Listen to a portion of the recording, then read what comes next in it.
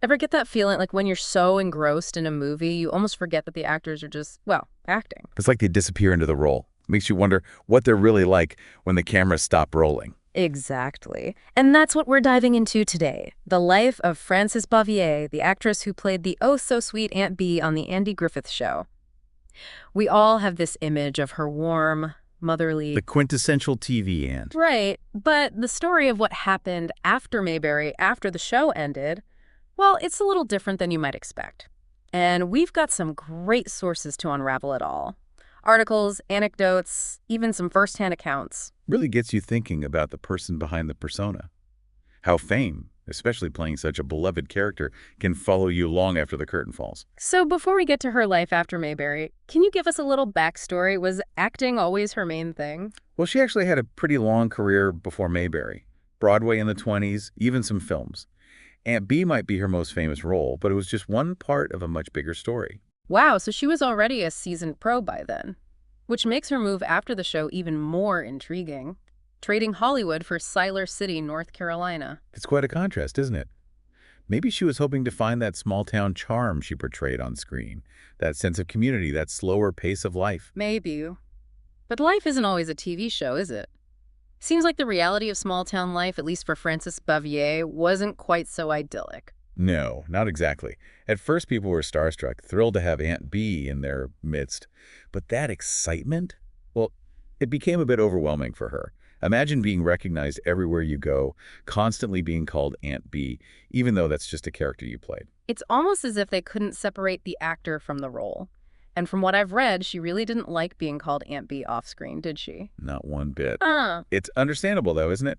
Imagine never being able to escape a role, even in your own home.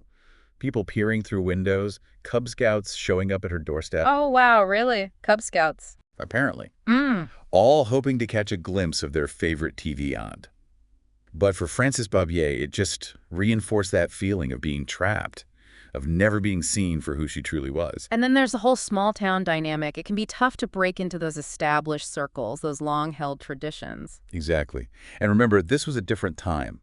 Small towns had their own set of expectations, especially for women. And Frances Bavier, with her Hollywood background, well, she didn't exactly fit the mold. So the celebrity attention, the pressure to live up to this Aunt Bee persona, the difficulty fitting in, it all just became too much. It seems so. Over time, she withdrew more and more, eventually becoming a recluse, living alone in her house with her cats, 14 of them, to be exact. 14 cats, that's a lot of cats, even for a cat person. It does paint a picture of someone seeking solace, finding comfort in her own company, in her own little world. And it makes you think about those visits from her former co-stars, Andy Griffith and Ron Howard. They went to see her. They did, but she refused to see them. Wouldn't even come to the door. Wow. That's heartbreaking, actually. It's as if she was closing the door on that entire chapter of her life. It makes you wonder about the weight of those memories, the complexities of fame. Maybe for her it was just too painful, too raw. But then there's that other side of the story, the one that makes you rethink everything, the part about her will. Ah, yes. The yearly Christmas bonus she left for the Siler City Police Department. A gesture of generosity that took everyone by surprise. It's almost as if she was saying, thank you for protecting my peace, acknowledging the town in a way that felt safe on her own terms. Exactly. It adds another layer of complexity to her story, reminding us that people are rarely just one thing. We're all full of contradictions, of hidden depths. And speaking of contradictions, there's that final little twist to her story, the unintentional legacy of those 14 cats. Ah, yes. The feline population boom that had veterinarians scratching their heads for years. Turns out, those cats weren't spayed or neutered. So, Aunt Bee, the woman who wanted nothing more than to live a quiet life, ended up leaving a lasting mark on Siler City, whether they were ready for it or not. A legacy that lived on for decades in the form of countless kittens. It's a rather humorous footnote to a rather melancholy tale. But it brings us back to where we started, doesn't it? Can we ever truly separate an actor from the roles they play? And at what cost? Frances Bavier's story is a reminder that fame is a double-edged sword.